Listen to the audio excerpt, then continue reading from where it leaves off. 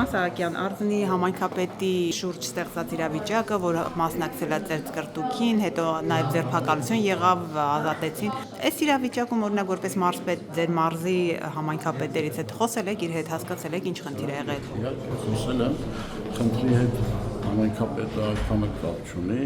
ձեզ կրտուկը եղել է իր բնակավայրում, Արձնի համայնքում, ինքը իհարկե ձերբակալվեց որոշ ժամանակով, բայց պարզաբանումից տվյալներ ճշտելուց հետո ազատ արձակվեց, քանի որ ինքը իմանալով ձեզ կրտուկի մասին ներկա է գտնվել եւ փորձել է կանխել եւ իր մոտ ստացվել է որոշ չափով կանխել։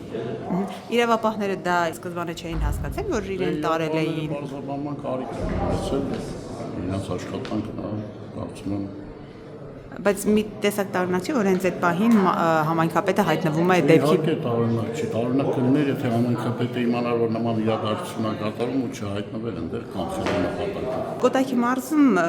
պարոն Սահակյան, շատ է խոսվում, որ մարզը մի քանի այսպես թևերի է բաժանված, ասում Միքայելյանի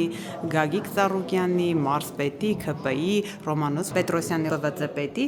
հիմա ի վերջո մարզը ում վերահսկողության տակ է։ Մարզը Կոտայքի մարզի բնակչության ժողովրդի վերահսկողության տակ է, ոչ մի թև չկա։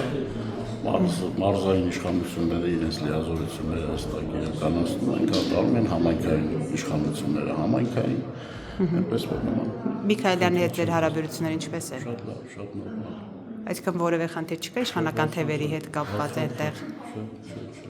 Իսկ Ռոմանոս Պետրոսյանի հետ կապված Գործընկերային հարաբերությունները շատ նորմալ։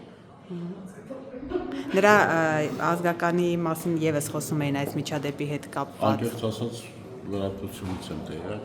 չեմ, ինչ մանրամասնություն։ Իսկ համայնքապետի հետ զրույց ունեցել եք, խոսել եք իր հետ։ Երեք հանդիպել ենք, զրուցել ենք, ներկայացնում իրավիճակը եւ կարծում եմ իր գործողությունների մեջ ճիշտ է եղել, քանի որ պետք է կանխվել, որովհետեւ բավականին մեծ ցես կա։ Ազատման խնդիր չկա։ Չէ, միանշանակ չկա, եթե մարդը մեղք չունի, չի ասում։